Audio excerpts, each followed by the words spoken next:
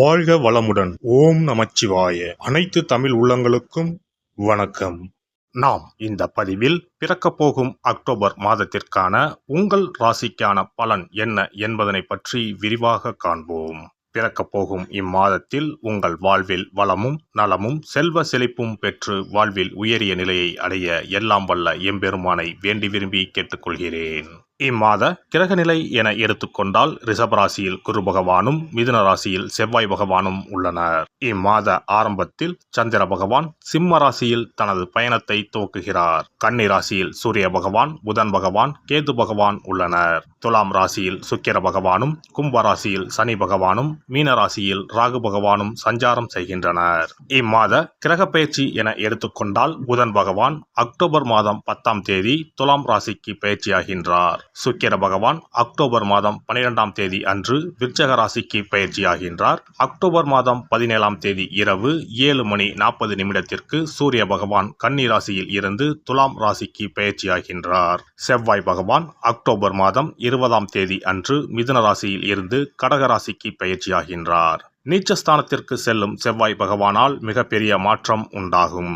இம்மாத கடைசியில் அக்டோபர் 29ஆம் தேதி புதன் பகவான் துலாம் ராசியில் இருந்து விருச்சக ராசிக்கு பயிற்சியடைகின்றார். இம்மாதத்தில் வரும் விசேஷ நாட்கள் என எடுத்துக்கொண்டால் அக்டோபர் மாதம் 2ஆம் தேதி மகாலய அமாவாசை வருகின்றது.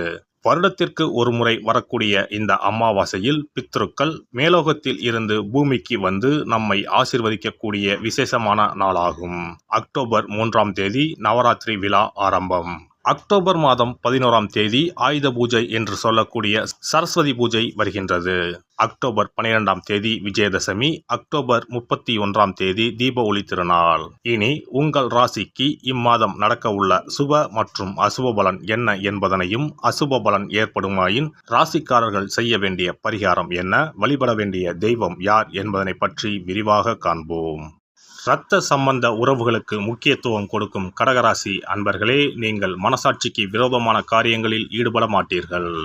இந்த மாதம் உங்களது பேச்சை கட்டுப்படுத்திக் கொள்வது நன்மையை தரும். எதை பேசினாலும் வார்த்தைகளில் நிதானத்தை கடைபிடிப்பது நன்மை தரும்.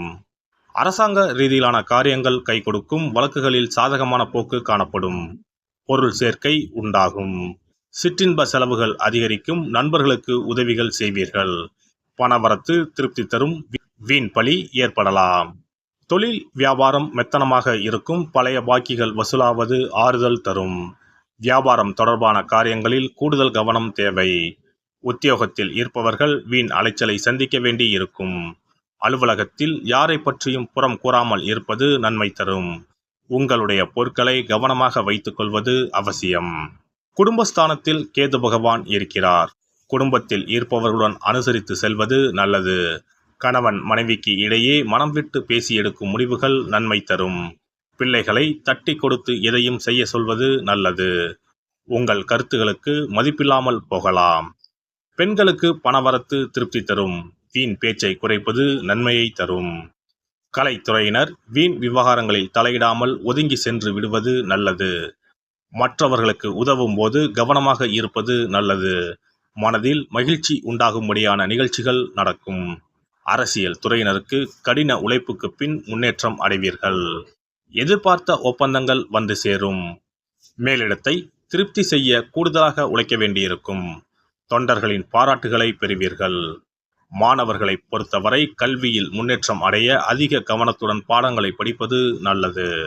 நட்சத்திர பலன்கள் புனர்பூசம் 4ஆம் பாதம்.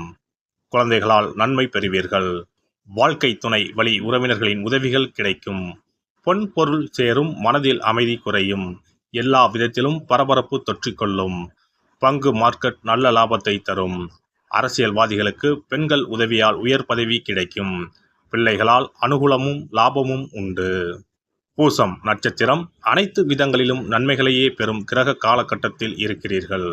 சுப காரியங்களுக்கான வாய்ப்புகள் தேடி வரும். கொடுக்கல் வாங்கலில் நல்ல முன்னேற்றம் ஏற்படும். கண் சம்பந்தப்பட்ட உபாதைகள் வரலாம், கவனம் தேவை. தொழில் வளம் பெருகும். குடும்ப பிரச்சனைகளும் முடிவுக்கு வரும். வெளி வட்டார பழக்கங்கள் நன்மையை தரும். ஆயுள்யம் நட்சத்திரம். நற்செய்திகள் உங்களை தேடி வரும். உடன்பிறப்புகள் அனைவரும் சந்தோஷமாக இருப்பார்கள். அவர்களுக்காக சில தியாகங்களையும் செய்வீர்கள். வீடு நிலபுலன்கள் உங்களை வந்தடையும். அதிலுள்ள பிரச்சனைகளும் தீரும். குழந்தைகளின் கல்வி நடத்தை மிகவும் நன்றாக இருக்கும். பொன் பொருள் ஆபரண சேர்க்கை உண்டு. வியாபாரிகள் வெளிநாடு பயணம் செல்வார்கள். திங்கள் கிழமை தோறும் சிவனையும் அம்பாளையும் வணங்குங்கள். நல்லதே நடக்கும். சிறப்பு பரிகாரம். சொந்த வீடு அமைவதற்கு ஆன்மீக பரிகாரம். சொந்த வீடு கனவு நிறைவேற வேண்டும் என்பதற்காக எத்தனையோ கோவிலுக்கு சென்று எத்தனையோ பூஜை வழிபாடு என செய்தும் ஒன்றும் நடக்கவில்லை என்பவர்கள் வீட்டிலேயே இந்த எளிய பரிகாரத்தை செய்து வந்தால் நல்ல பலன் கிடைக்கும். எளிமையான இந்த 2 பரிகாரங்களை செய்து வந்தால் விரைவில் சொந்த வீடு யோகம் அமையும். அதனால் நம்பிக்கையுடன் இந்த சக்தி வாய்ந்த வழிபாட்டை செய்து வரவும். எவ்வளவுதான் சொத்து பணம் இருந்தாலும் நமக்கென்று ஒரு வீடு இல்லை என்றால் அது மனக்குறையாகவே இருக்கும். சொந்த வீடு வாங்க முடியவில்லையே என்பது பலரின் ஏக்கமாகவும் கனவாகவும் இருந்து வருகிறது. சொந்த வீடு வாங்க வேண்டும். வாங்கிய இடத்தில் விரைவில் வீடு கட்ட வேண்டும். ஏற்கனவே துவங்கியிருந்த வீட்டின் பணிகளை பணப்பற்றாக்குறையால் கட்டி முடிக்க முடியவில்லையே என்ற கவலையில் இருப்பவர்கள் ஏராளம். இப்படிப்பட்டவர்கள் வீட்டிலேயே எளிமையான 2 பரிகாரங்களை தொடர்ந்து செய்து வந்தாலே போதும். சொந்த வீடு வாங்க வேண்டும் என்று நினைப்பவர்கள், அதற்கான முயற்சியில் ஈடுபட்டிருப்பவர்கள் ஒரு சிறிய அகல் விளக்கில் விளக்கெண்ணெய் ஊற்றி தீபம் ஏற்ற வேண்டும். மகா விஷ்ணுவின் அவதாரங்களில் ஒன்றான வாமனரை மனதில் நினைத்து சொந்த வீடு அமைய வேண்டும் என்று பிரார்த்தனை செய்து கொண்டு மாதந்தோறும் வரும் திருவோண நட்சத்திரத்தன்று வீட்டின் அக்னி மூலையான தென்மேற்கு மூலையில் இந்த விளக்கை ஏற்றி வைக்க வேண்டும். அக்னி திசை என்பது மண்ணுக்குரிய திசையாகும். அதாவது அங்காரகன் எனப்படும் செவ்வாய் பகவானுக்கு உரிய திசை இதுவாகும். 3 அடி மண் கேட்டு 3 உலகையும் அளந்தவர் வாமனன். அதனால் அவரை நினைத்து பால் பாயசம் நிவேதனமாக படைத்து வழிபட்டு வந்தால் விரைவில் சொந்த வீடு யோகம் அமையும். மற்றொரு பரிகாரமாக வீட்டில் பயன்படுத்தும் காமாட்சி விளக்கு அல்லது கஜலட்சுமி விளக்கு அல்லது வழக்கமாக பயன்படுத்தும் ஏதாவது ஒரு விளக்கை எடுத்துக்கொள்ளுங்கள். விளக்கை சுத்தம் செய்து மஞ்சள் குங்குமம் வைத்து வாசனை மிகுந்த வெள்ளை நிற பூக்கள் சாற்றுங்கள். பிறகு 5 ரூபாய் நாணயத்தை விளக்கிற்குள் போட்டு நெய் அல்லது எண்ணெய் ஊற்றுங்கள். ஒரு சிறிய தட்டின் மத்தியில் மஞ்சள் குங்கும பொட்டு வைத்து அதன் மீது 5 ரூபாய் நாணயத்தை வைத்து நாம் ஏற்கனவே தயார் செய்த விளக்கை இதில் வைத்து விளக்கினை ஏற்ற வேண்டும். தினமும் காலையில் 6 மணி முதல் 7 மணிக்குள் இந்த விளக்கை ஏற்றி வந்தால் விரைவில் வீடு கட்டுவீர்கள். 5 ரூபாய் நாணயம் என்பது குபேரனுக்கு உரியதாகும். இதை விளக்கில் போட்டு ஏற்றுவதால் வீடு கட்டுவதற்கான அல்லது வீடு வாங்குவதற்கான பணம் ஏதாவது ஒரு வழியில் உங்களுக்கு கிடைக்கும்.